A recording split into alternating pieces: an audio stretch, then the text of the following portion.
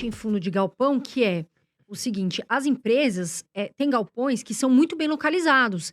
E para você mudar a logística, né, de repente, de uma empresa grande, de um varejo, para ela sair daquele Uhum. galpão e mudar, muitas vezes é inviável, uma logística enorme. Então, quer dizer, os galpões, os bem localizados, muitas vezes o inquilino não vai mudar Com de uma hora para certeza, outra, né? Porque com tem toda uma certeza. logística, tem todo.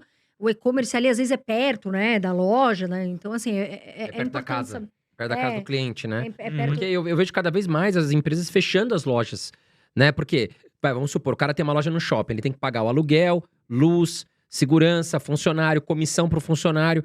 Então, ele alugando um galpão e vendendo pela internet, é muito fácil, né, Gabriel? O cara vai lá, compra aqui pela internet, o produto chega aqui em um dia ou até menos, porque o galpão vai estar ali como um ponto de armazenagem próximo à casa Com dessas pessoas. certeza. Então, Exato. o cara que é forte no e-commerce, ele já sabe, opa, onde estão as minhas principais vendas? Vou posicionar meu estoque ali. Ou seja, a logística fica mais fácil, o frete fica mais barato. Hum. E aí, essas empresas, principalmente de varejo, né, que tem margem pequena, Uhum. elas vão se diferenciar nessas pequenas questões, né? Com certeza. Por exemplo, tem um fundo BTLG, né, Fundo de Galpão Logístico. Ele tem galpão logístico a 30 quilômetros do centro de São Paulo, né. Então é muito próximo do consumidor final realmente, né. Então por que que o e-commerce ele busca isso? Para garantir a entrega em um dia. Isso para concorrência, né, é algo fenomenal, o cara É. conseguir garantir, né, essa entrega tão rápida. Então se esse fundo imobiliário, por exemplo, se você abrir o relatório gerencial dele, são 10 imóveis que ele tem ali num raio 30, 60 e 90 quilômetros do centro da maior capital da América, né. Então é bem importante essa questão de localização também, porque isso ajuda a vacância a ser reduzida, né. Então, grandes fundos imobiliários que têm boas localizações, basicamente não tem espaço vago, né. Tá tudo preenchido, tudo ali trazendo retorno para dentro do fundo e garante os melhores inquilinos, sem sombra de dúvida. Isso é uma pergunta muito boa, vacância. Quando que o investidor sabe, por exemplo, essa vacância está muito alta, Aham. tô preocupado com esse fundo, não vou comprar. Ou não, essa vacância é Uhum. tolerável, para mim tá tudo bem, vale a pena. Lógico, a melhor vacância, logicamente, é aquela zerada, né, que todos os espaços estão preenchidos. Mas como é que a gente pode, de fato, comparar, né? Não dá simplesmente para eu comparar um fundo de galpão com um fundo de lajes, nem um fundo de galpão com fundo de varejo, nada do tipo.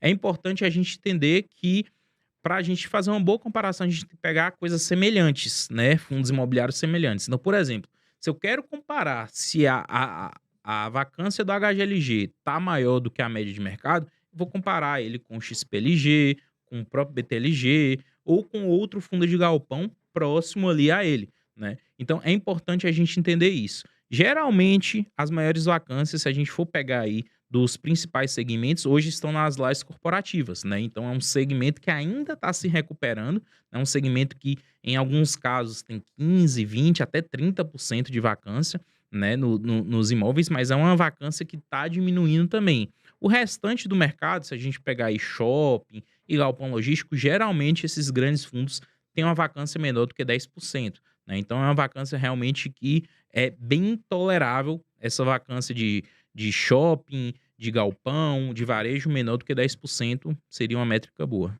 Mas, por exemplo, o HGRE, né, tá com uma Uhum. vacância, se eu não me engano, é 20 e poucos por É, cento. Vale a pena? pois Por é. serem lajes boas? Qual é a grande questão, né? E isso é até uma estratégia que existe em mercado que se chama compra de vacância, né? Então, por exemplo, um fundo como esse que você citou, HGRE é mais de 20% de vacância, né? Então, 20% do espaço que ele poderia estar gerando de receita simplesmente não está, né? Mas será que nos próximos meses e nos próximos anos eu vou ter inquilinos para colocar ali dentro? Muito provavelmente sim, né? Então, faz sentido investir no HGR, hoje, com esse valor que ele está em mercado, com o dividendo que ele está pagando, visando esse potencial futuro. A estratégia que a gente chama de comprar vacância, entendendo que o imóvel tem qualidade, que tem procura e que a gestão faz um bom trabalho, tá? E acho que o cara tem que ficar esperto também, porque, por exemplo, se ele olhar um ativo que é mono ativo, com um ativo só, ele vai olhar lá, vacância zero. Ah, esse aqui tá beleza, só que, pô, tem um imóvel só. Aí Exatamente. se também desalugar, vai pra 100%. É. Então tem que tomar cuidado. Agora, Gabriel, uma pergunta que a gente recebe muito aqui também. Quantos fundos imobiliários um investidor deve ter na carteira? E se muda para iniciante, para um cara que já conhece, enfim. Lógico que não existe uma regra, né? Eu chegar a falar assim, 2, 5, 10, não existe uma regra assim geral. Mas eu acho que para o investidor que está começando hoje, né, em mercado, ele ter pelo menos 5 fundos imobiliários em carteira, fazendo o básico bem feito, eu acho que está ótimo. Né? Como eu falei aqui, dos 5 melhores, um de cada segmento, se ele começar com um fundo de galpão, um de laje, um de shopping, um varejo e um fundo imobiliário de papel, por exemplo, ele já começa muito bem e bem diversificado, tá? Mas, para o longo prazo, logicamente que é importante ter uma carteira um pouco mais densa, né? Então, eu acho que para longo prazo, no mínimo 10 fundos imobiliários dentro da carteira, no máximo 20. De 10 a 20 fundos imobiliários para você levar aí para sua vida, eu acho que é a receita final. Porque se você tem 10 ativos, não adianta você ter 20 ativos e não Aham. acompanhar nenhum, né? Exatamente. Porque aí você fala, pô, mas do que é esse ativo? Uhum. Quais são os fatos relevantes? Aí você não tá sabendo. Então vale mais a pena você ter menos ativos e Uhum. entender, sem Uhum. dúvida. Porque eu vejo muita gente errar nisso. A pessoa compra um monte de fundo imobiliário e depois ela não sabe o que tá acontecendo com cada um. Tá entendendo? Exatamente. Então é melhor você ter menos de fato e saber avaliar. Agora,